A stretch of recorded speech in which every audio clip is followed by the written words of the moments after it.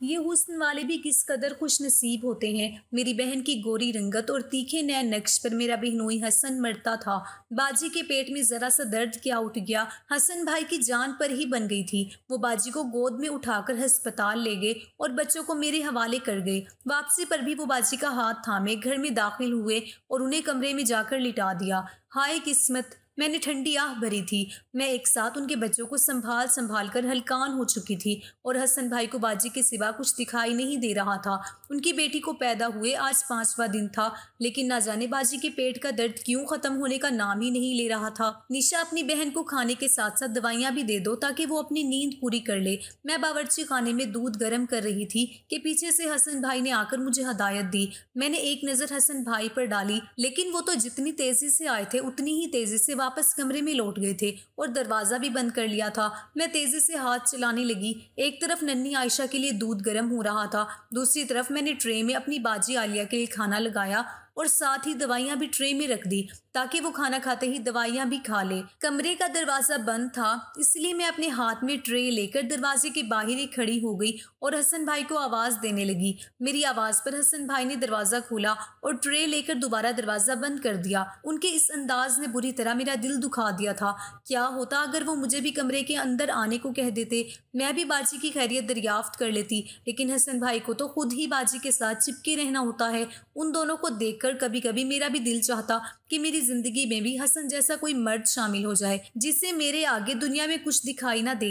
लेकिन शायद मैं बाजी की तरह खूबसूरत नहीं थी, इसी वजह से मेरी जिंदगी में अब तक कोई मोहब्बत करने वाला नहीं आया था। मैं 20 साल की थी और ये उम्र बहुत ही कच्ची होती है। जज्बात में आने वाली तब्दीलियां और किसी के साथ मिलन की तमन्ना दिल में किसी कोमपल की तरह फूटती हैं। इसलिए मैं जब भी हसन भाई को बाजी के करीब देखती तो मेरे दिल में कुछ कुछ होता। ये बाजी का तीसरा बच्चा था। एक बच्चा फोत हो गया था। इससे पहले भी उनके बड़े बेटे की पैदाइश के वक्त मैं उनके घर आकर ठहर गई थी और अब भी बाजी ने मुझे रहने के लिए बुला लिया था। इतने सालों में हसन भाई की मोहब्बत में कोई फर्क नहीं आया था। पहले बच्चे के वक्त भी वो बाजी के पीछे ऐसे ही पागल थे और अब बाजी का बड़ा बेटा अली 2 साल का था। उसकी पैदाइश के वक्त मैं रात दिन बाजी के कमरे में ही सोफे पर सोया करती थी। उस वक्त मैं 15 साल की थी। रात के किसी वक्त मेरी आंख खुलती तो हसन भाई को बाजी के साथ देखकर एक अजीब सा एहसास जागता। फिर नन्ही आयशा पैदा हो गई, लेकिन इस दफा मुझे दूसरे कमरे में रखा गया था। बड़े ऑपरेशन से बच्चे होने की वजह से बाजी अपनी जगह से उठ भी नहीं सकती थी। 2 दिन से तो उनके पेट में भी बहुत दर्द था। मैंने सारा घर संभाला हुआ था और अली को भी मैं ही संभाल रही थी। जब से बाजी अस्पताल से घर आई थी, अली को मैं अपने साथ दूसरे कमरे में सुला रही थी। हसन रात के वक्त अक्सर अली को देखने के लिए मेरे कमरे का चक्कर लगा लिया करते। आज भी अली मेरे साथ सोने के लिए लेटा था, लेकिन वो मुस्तकिल रोए जा रहा था। उसे अपनी माँ की याद आ रही थी। मैं उसे संभालने की नाकाम कोशिश कर रही थी। उसकी आवाज़ सुनकर हसन कमरे में चले आए। वो ट्राउज़र और बुनियान पहने हुए थे। पहली दफ़ा मैंने उन्हें ऐसे देखा था। शायद वो अली के रोने की आवाज़ सुनकर टी शर्ट पहने बगैर ही आ गए। मेरी नज़र उनके वजूद पर पड़ी तो मैं नज़र हटाना भूल गई। हसन अली को गोद में लेकर सीने से लगाए खामोश करवा रहे थे और मैं मुस्तकिल हसन को ही देख रही थी। पहली दफ़ा मेरी नज़रें उनके लिए बदल गई थी। शायद ये मेरी उम्र का तकाजा था। दिल में ख्याल आया था कि क्या ये मर्द मेरा नसीब नहीं हो सकता? क्या गलत हो जाता अगर ये बाजी की जगह मुझसे मोहब्बत करने लगता? हसन ने अली को मेरे पास लिटाया। वो सो चुका था और मुझसे कहने लगे, निशा तुम्हारा शुक्रिया, जिस तरह तुमने मेरा घर संभाल लिया है। मैं घर की तरफ से पूरी तरह बेफिक्र हो गया हूँ और आलिया का ही ख्याल रख रहा हूँ। जहाँ हसन भाई के मुंह से अपना नाम सुनकर मुझे खुशी का एहसास हुआ था, वहीं आलिया बाजी का नाम आने पर मेरा मुंह हलक तक कड़वा हो गया था। क्या हो जाता अगर हसन भाई बाजी का नाम लिए बगैर ही मेरी तारीफ कर देते? उनके जाने के बाद मैंने खुद को आईने में देखा। मैं बाजी जितनी हसीन नहीं थी, लेकिन इतनी भी बुरी नहीं थी कि हसन मेरा नहीं हो सकता था। इस सवाल ने मेरे दिल में हलचल मचा दी थी। मैं अच्छी तरह जानती थी कि ये किसी भी तरह मुमकिन नहीं है। हसन भाई तो बाजी से बहुत मोहब्बत करते थे और आज तक उन्होंने कभी नज़र उठाकर ठीक तरह से मुझे देखा नहीं था। मोहब्बत तो बहुत दूर की बात थी। उनकी मोहब्बत की मिसालें तो खानदान भर में दी जाती थी। अगली सुबह कमरे से निकलने से पहले मैंने खुद को आईने में देखा और तैयार होने लगी। मुझे तवज्जो चाहिए थी, हसन भाई की तवज्जो। कमरे से निकलकर मैं बावर्ची खाने में गई तो तो जानबूझकर अपना दुपट्टा एक साइड पे डाल दिया और कामों में मगन हो गई। रोजाना की तरह हसन भाई थोड़ी देर में बाजी के लिए नाश्ता लेने मेरे पास चले आए। पहली दफा मैं इस तरह उनके सामने खड़ी थी। एक नज़र मुझ पर पड़ते ही वो चौंक गए और खामोशी से नाश्ता उठाकर कमरे में चले गए। मैं देखना चाहती थी कि हसन भाई कब तक मेरी वजूद से नजरें चुराएंगे और बाजी की मोहब्बत में मुब्तला रहेंगे। मैंने सुन रखा था कि मर्द अपनी बीवी से कितना ही वफादार क्यों ना हो, बाहर वाली औरत उसके दिल में जल्दी ही अपनी जगह बना लेती है। मैं तो फिर कच्ची उम्र की नई नई जवान लड़की थी। मैंने भी अपने अंदाज बदल लिए थे। अब मैं हसन भाई से पहले की तरह बात नहीं करती थी, बल्कि मेरी बातों में मोहब्बत की चाशनी होती और अदाएं भी कातिलाना होती। जवानी की तकाजों ने मुझे मजबूर कर दिया था कि मैं किसी मर्द की मोहब्बत और तवज्जो हासिल करूं, और हसन ही वो मर्द था जिस पर मेरा दिल आ गया था। मैंने एक दफा भी ये नहीं सोचा था कि वो मेरी बहन का शोहर है और 2 बच्चों का बाप भी। मुझे कौन सा हसन के साथ शादी करनी थी। मैं तो वक्ती तौर पर उसकी तवज्जो और मोहब्बत की तलबगार थी। मैं अपनी वीरान जिंदगी में कुछ देर बाहर चाहती थी। और फिर अगली रात मैंने जानबूझकर खुद ही अली को एक जोरदार थप्पड़ मार दिया। वो खूब जोरों शोर से रोने लगा। अली की आवाज़ पर हसन फौरन ही मेरे कमरे में चले आए। अली उन्हें बहुत प्यारा था। मैं पहले से ही तैयार बैठी थी। दुपट्टे से बेनियाज तंग लिबास पहने मैंने खुद को खुशबू में बसा रखा था। अली मेरी गोद में था। हसन जैसे उसे लेने के लिए मेरे करीब हुए तो मैंने जानबूझकर उनके हाथ पर अपना हाथ रख दिया। हसन एकदम घबरा गए और फिर अली को चुप कराने लगे। मेरी नज़रें हसन पर टिकी हुई थी और आज हसन ने भी इस बात को महसूस कर लिया था। उस रात के बाद बहुत कुछ बदल गया। मैं हर रोज़ कमरे से तैयार होकर निकलती और हसन के आगे पीछे रहने की कोशिश करती। हसन एक टैक्सी ड्राइवर था, इसीलिए वो दिन के वक्त में भी घर के 1-2 चक्कर लगा ही लिया करता था। बाजी की तबीयत बेहतर नहीं हुई थी। उन्हें कोई अंदरूनी मसला हो गया था। मुझे बाजी के घर आए 15 दिन हो गए थे। एक रात हसन अली की आवाज़ पर मेरे कमरे में आए तो मैंने उन्हें जानबूझकर रोक दिया। आधी आधी रात को उठकर रोता है ये हसन भाई, आप भी यहीं सो जाएं। आपकी शक्ल देखकर ये चुप हो जाता है। बाजी तो दवा खाकर गहरी नींद में होती है और आयशा को भी आप यहीं ले आएं, मैं संभाल लूंगी। मेरी बात सुनकर हसन भाई सोच में पड़ गए। हसन फिर आयशा को भी उठा लाए। थोड़ी देर में दोनों बच्चे सो गए। हसन भाई जैसे ही सोने के लिए सोफे पर लेटे मैंने रोना शुरू कर दिया। वो परेशान होकर मेरे पास आए। मुझे बाजी की बहुत फिक्र हो रही है। पता नहीं उन्हें क्या हो गया है, वो कब ठीक होंगी।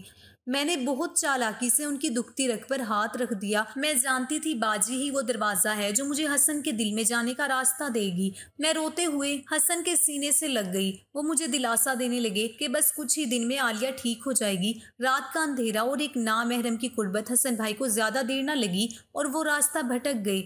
बाजी और उनके दरमियान बहुत दिनों से दूरी थी। ऐसे में उन्हें मेरा साथ मिला तो वो बेकाबू हो गए और सारी रात मेरे साथ गुजारी। सुबह उठे तो वो शर्मिंदगी से सर झुका गए, मगर मैं खुद उनके सीने से लग गई और ये एहसास दिलाया कि हमारे बीच कुछ भी गलत नहीं हुआ। वो मेरा चेहरा देखने लगे जहाँ खुशी आया थी। अगर आलिया को पता चला तो भाई को बाजी की फिक्र सताने लगी। कैसे पता चलेगा, वो दवाई खाकर सोती है, आप बेफिक्र हो जाएं।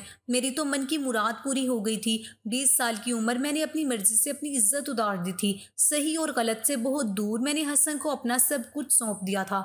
हसन भाई मर्द थे, उन्हें तो मैं किसी पके हुए फल की तरह मिल गई थी, तो वो क्यों छोड़ते। अगली रात मैंने जानबूझकर अली को खांसी का सिरप पिला दिया और पीते ही अली गहरी नींद सो गया। आयशा तो छोटी सी थी, उससे मुझे कोई मसला नहीं था। एक बार फिर रात होते ही मैं और हसन एक हो गए और ये सिलसिला ऐसे ही चल निकला। सारा दिन मैं बाजी और बच्चों की खिदमत करती ताकि बाजी भी खुश रहें और रात भर से हसन से सुकून हासिल करती। पूरे 40 दिन बाद बाजी ठीक हुई तो मुझे घर वापस आना पड़ा। बाजी ने मुझे नया जोड़ा दिलाकर घर भेजा था और हसन ने भी मुझे पैसे दिए थे।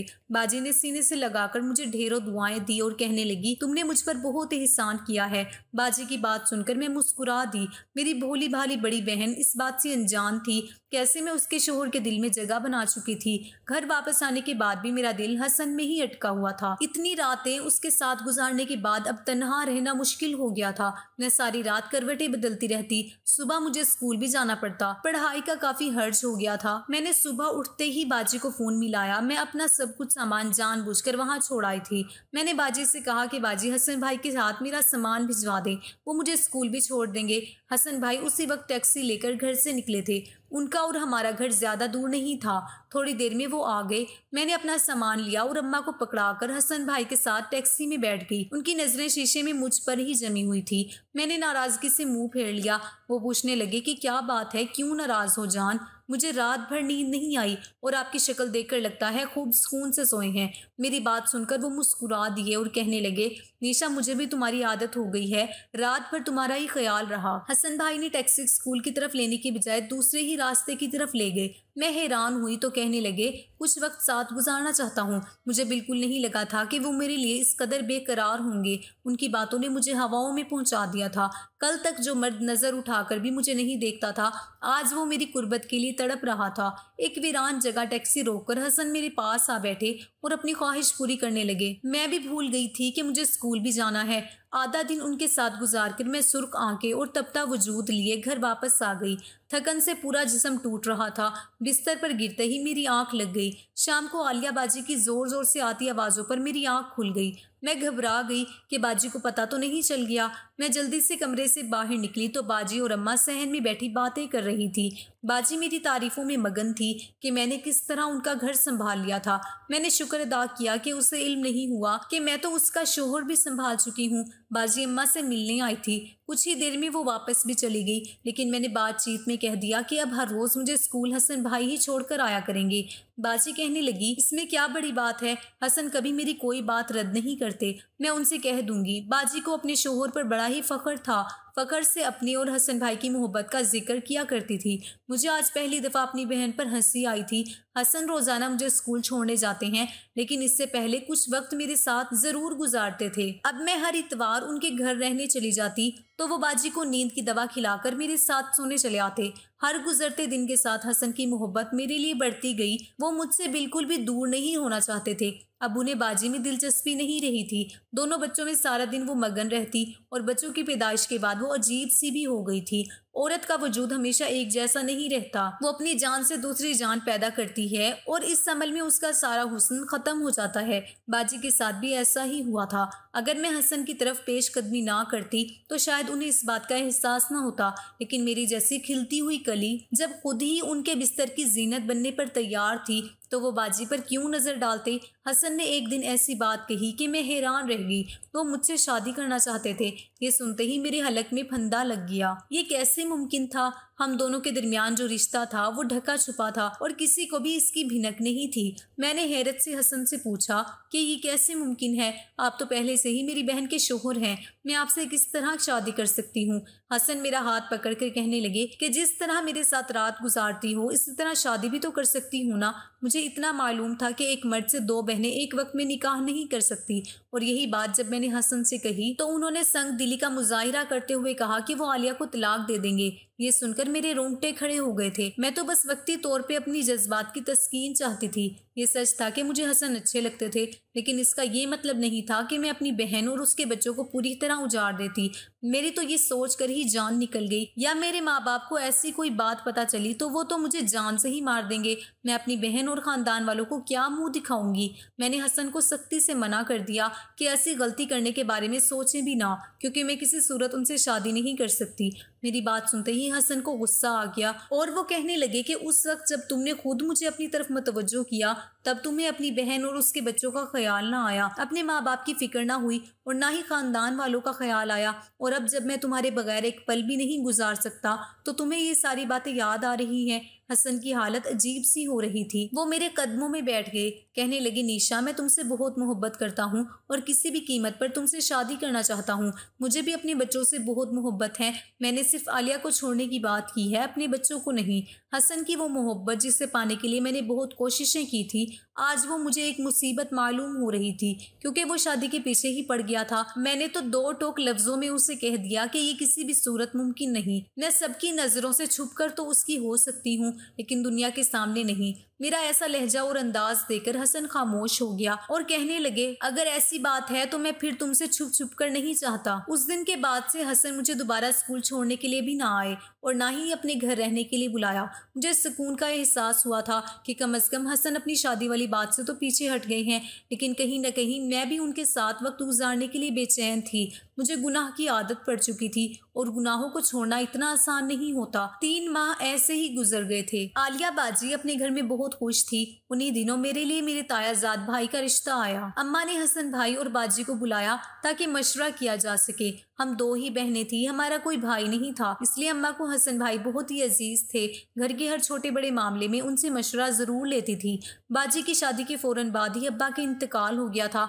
जब से हसन भाई को हमारे घर के बड़े होने का दर्जा मिल गया था, हसन भाई को जैसे ही इस रिश्ते का इल्म हुआ, उनके चेहरे का रंग उतर गया। वो अजीब सी नजरों से मेरी तरफ देखने लगे। मैंने घबराकर नजर झुका ली, कहीं मेरी चोरी पकड़ी ना जाए। हसन भाई ने अम्मा से कहा कि इतनी जल्दबाजी की क्या जरूरत है, निशा अभी 21 साल की हुई है, कुछ वक्त रुक जाएं। ये अपना कॉलेज पूरा कर ले तो हम खुद इसकी अच्छी जगह शादी करेंगे। निशा को तो मेरे जैसा कोई मर्द मिलना चाहिए। हसन भाई की इस बात पर मैंने चौंक कर उनकी तरफ देखा तो बाजी ने फौरन ही उनकी तायद की कि वाकई शोहर तो हसन जैसा ही होना चाहिए। बाजी की नजरों में हसन भाई के लिए सताइश मौजूद थी। हसन भाई कुछ ही देर में बाजी को लेकर अपने घर के लिए निकल गए।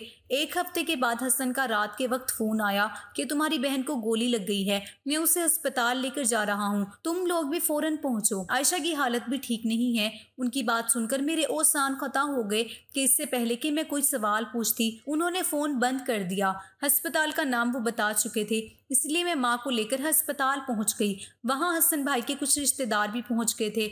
वहां पहुंचकर पता चला कि बाजी और हसन भाई एक शादी में शिरकत के लिए जा रहे थे कि डकैतियों ने सुनसान जगह पर टैक्सी रुकवा ली। बाजी से उनका जेवर मांगा। जब बाजी ने अपना जेवर देने से इनकार किया तो उन्होंने बाजी को गोली मार दी। आयशा क्योंकि बाजी की गोद में थी, इसीलिए गोली उनकी नन्ही से जान को भी लग गई और थोड़ी देर में डॉक्टर ने आकर बताया कि बाजी और उनकी बेटी दोनों ही अपनी जान की बाजी हार गए। ये खबर हमारे लिए किसी कयामत से कम न थी। मैं सोच भी नहीं सकती थी कि मेरी बहन इस तरह अचानक मुझे छोड़कर चली जाएगी। अम्मा का हाल तो बहुत खराब था और हसन भाई भी बीवी और बेटी की मौत पर सदमे से निढाल थे। ये सीधा सीधा पुलिस केस था। पुलिस भी आ गई थी। वो लोग हसन भाई से बहुत ज्यादा सवाल जवाब कर रहे थे और हसन भाई को जो कुछ याद आ रहा था वो बता रहे थे। बाजी और आयशा की तदफीन भी हो गई थी और 2.5 साल का अली मेरी गोद में आ गया था। वो मासूम इतनी छोटी सी उम्र में अपनी माँ से हाथ धो बैठा था। मैं सारा वक्त उसे संभालती और जब हसन को देखती तो वो मुझे बहुत ही टूटे हुए नजर आते।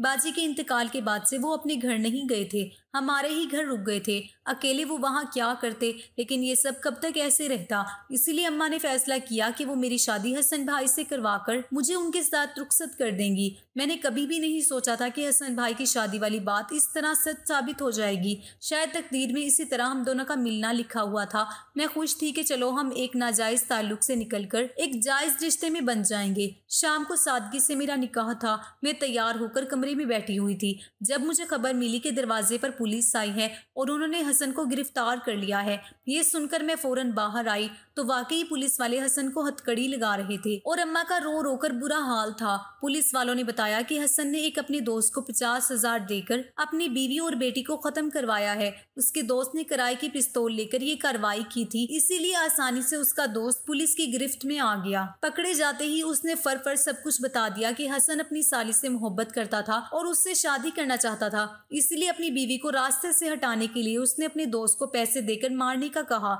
आयशा को वो मरवाना नहीं चाहता था, लेकिन उसे गलती से गोली लग गई थी और इसी वजह से हसन बहुत ज्यादा दुखी हो गया था। सदमा उसे अपनी बीवी का मौत का नहीं था, बल्कि बेटी की मौत का था। पुलिस वालों की बात सुनकर मेरे कदमों तले से जमीन निकल गई। मेरी माँ को तो यकीन ही नहीं आया था कि उनकी जान से भी प्यारा दामाद ऐसी कोई गिरी हुई हरकत कर सकता है। हसन को पुलिस वाले ले गए थे और मैं अपनी जगह जमीन बोस हो गई थी। मैंने अपनी नादानी में अपनी बहन की जिंदगी खत्म कर दी थी। मेरी बहन के कत्ल का असल जिम्मा हसन नहीं, मेरी गंदी नजर थी जो मेरी बहन की जिंदगी को खा गई थी। मैंने एक नजर अली पर डाली। वो बेचारा तो माँ के बाद बाप से भी महरूम हो गया था। हसन को तो अदालत से सजा मिल गई थी, लेकिन मुझे सारी जिंदगी जमीर की अदालत में खड़े रहना था और ये सजा शायद हसन की सजा से कहीं बड़ी थी। मैं नहीं जानती थी कि मैं अपनी जिंदगी उस बोझ के साथ गुजारूंगी, लेकिन आप लोग ही मुझे बताइए कि मुझ जैसी लड़कियों का अंजाम क्या हो सकता है। क्या मुझे कभी मेरी इस गलती के लिए माफी मिल सकेगी? क्या पछतावा ही मेरी उम्र भर की सजा है? तो दोस्तों, ये थी मेरी आज की कहानी। उम्मीद है आपको आज की कहानी पसंद आई होगी। कहानी अच्छी लगी है तो इसको लाइक ज़रूर कीजिए, अपने दोस्तों के साथ शेयर कीजिए और अगर आपने अभी तक मेरे चैनल को सब्सक्राइब नहीं किया, जिसको फ़ौरन सब्सक्राइब कर लीजिए।